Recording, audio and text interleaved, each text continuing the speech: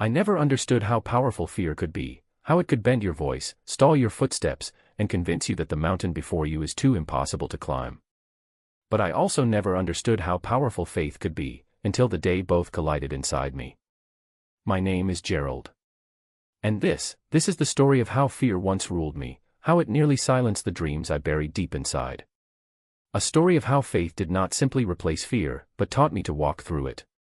If you've ever stood in front of something that terrified you, if you've ever felt frozen, if you've ever prayed for courage while your knees were shaking, then this story is for you. Growing up, I used to believe that brave people were born fearless. I thought courage was woven into their DNA, like some genetic advantage the rest of us simply didn't have. As a kid, I was terrified of everything. Heights, crowds, confrontation, failure. Even trying new things made my stomach twist in knots. I remember one moment vividly. I was 10, standing on a diving board at a public pool. The water didn't scare me. What scared me was falling. A simple jump felt like a life or death choice. A boy behind me yelled, "Just jump already." But I couldn't. My legs refused to move. I climbed down, feeling the heat of shame across my face. That memory stayed with me because it planted a belief. You're not courageous. You're not strong. You're afraid, and you'll always be afraid. As I grew older, the fears changed shape. But they followed me like a shadow. Fear of failing school. Fear of disappointing others. Fear of trying again after rejection. Fear of saying yes. Fear of saying no. Fear of choosing my own path. And the most painful fear of all. Fear that God might not show up when I needed Him most. I tried to hide all this behind a calm smile, a steady walk, and practiced confidence. But inside, I was still that boy on the diving board, trembling. What changed? What brought me to the edge of transformation? Just one moment. One choice. One whisper from God. But getting there meant going through my greatest conflict. Fear doesn't always scream. Sometimes, it whispers. My turning point began on what should have been a normal day. I had been offered an opportunity.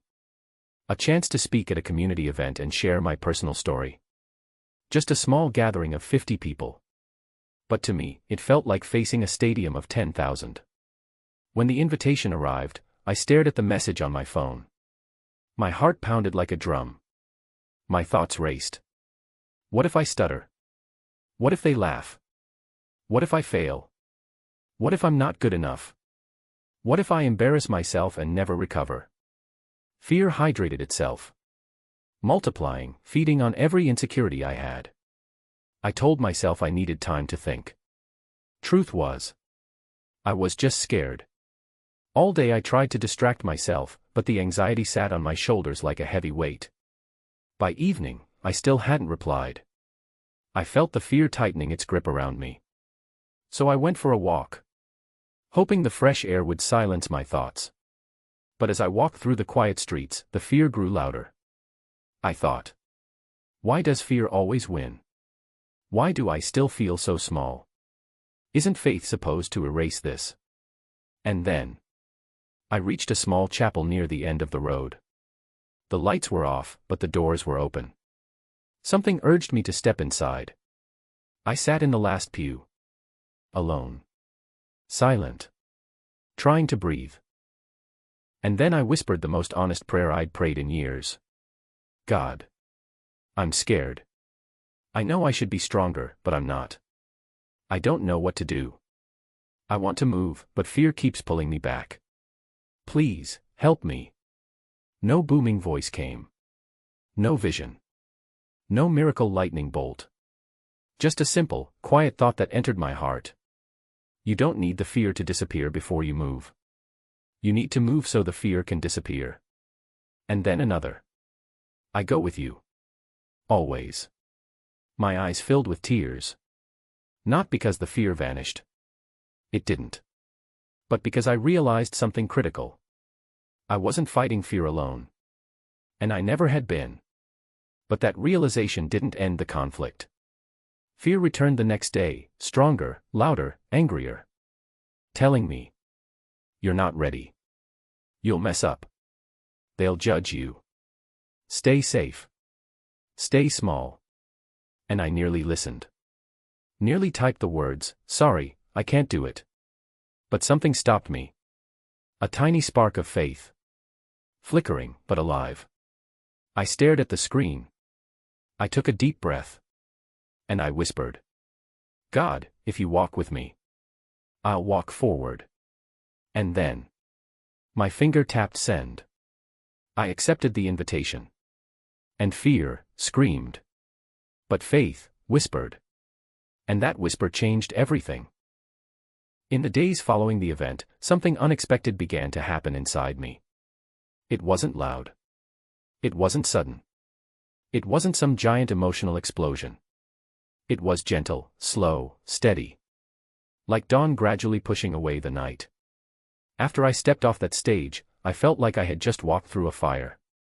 Not burned, but refined. People began approaching me, one by one. And with every person who spoke to me, I could feel fear losing its grip over parts of my heart I didn't even know it held. There was an older man, gray hair, quiet posture, who tapped my shoulder. He said, "Son, I haven't spoken in front of a crowd in 20 years because of fear. After hearing you today, I think I'm going to try again." His voice cracked. Mine almost did too. Then there was a young girl, maybe 15. She held her notebook tightly against her chest and said, "Sir, your story helped me. I get scared a lot too. But now I know it's okay, as long as I don't give up." Her words hit me with such force that I had to take a breath. Because in her eyes, I saw a reflection of the younger me. The boy frozen on the diving board. Someone else said, "I thought I was the only one who prayed while shaking." And that sentence stayed with me for weeks. It made me realize something powerful. So many people feel alone in their fear. But we hide it so well, we never know how similar we really are. That day taught me that vulnerability is not weakness. Vulnerability connects us. It opens doors. It heals wounds we didn't know we were allowed to talk about. And then, the emails started coming. People sharing stories of their own fears. Fear of failure. Fear of rejection. Fear of aging. Fear of starting again. Fear of letting go. Fear of not being enough. And in every message, I saw the same theme. People weren't searching for perfection. They were searching for courage. They were searching for faith. They were searching for proof that fear doesn't win unless we let it. And somehow, God used my trembling voice to give them that proof.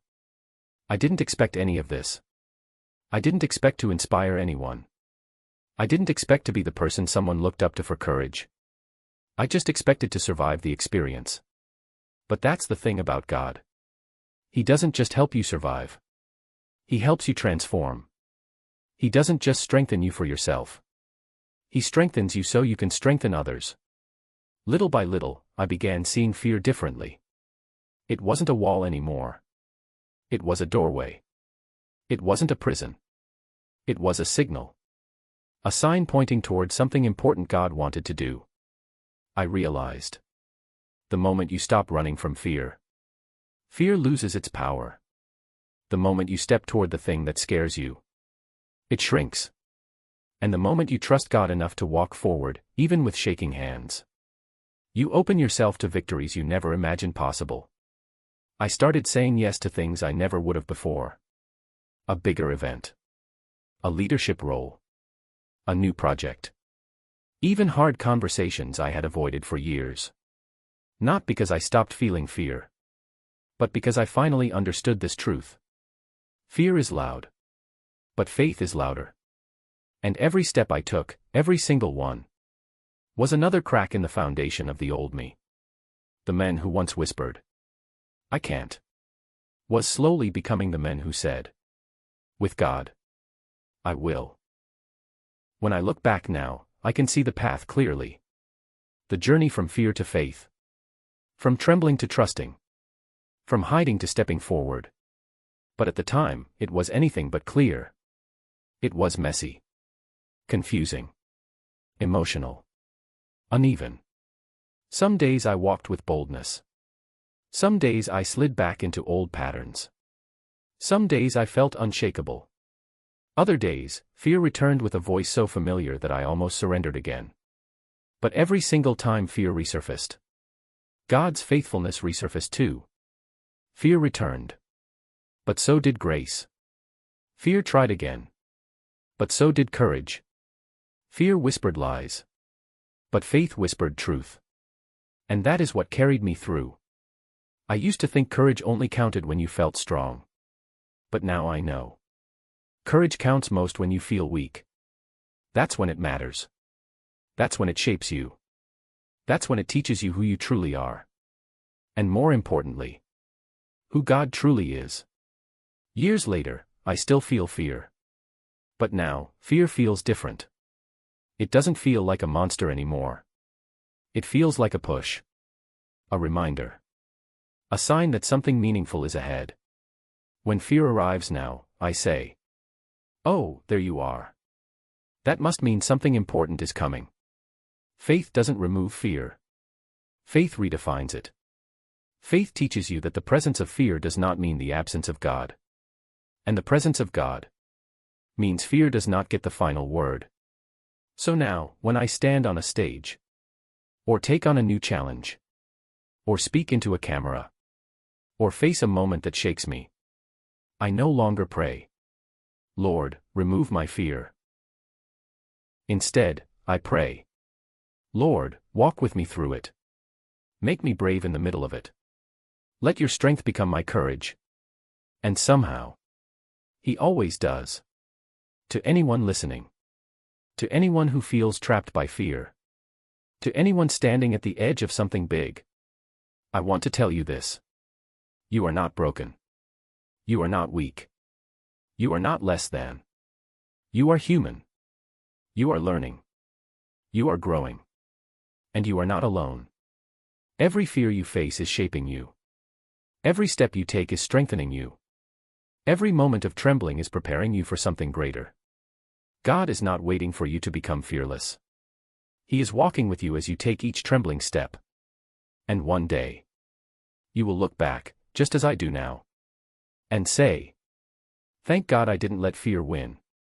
Because the life on the other side of fear, it is bigger. It is brighter. It is richer. It is more beautiful than you can imagine. And it is waiting for you. If this message spoke to your heart today, don't let it stay within you. Take the next step. Move forward, even if your knees tremble, even if fear is still whispering in the background. Remember, courage is not a feeling. It's a decision. And you can choose it right now. If you're ready to grow in faith, ready to rise above fear, and ready to walk boldly into the life God has prepared for you, please like this video, share it with someone who needs encouragement, and subscribe to the channel so we can continue this journey of faith together. Every message we share is meant to strengthen you, to remind you that you are capable, you are chosen, and you are never walking alone. Take that step. Choose faith. Choose courage. And let's keep walking forward, together.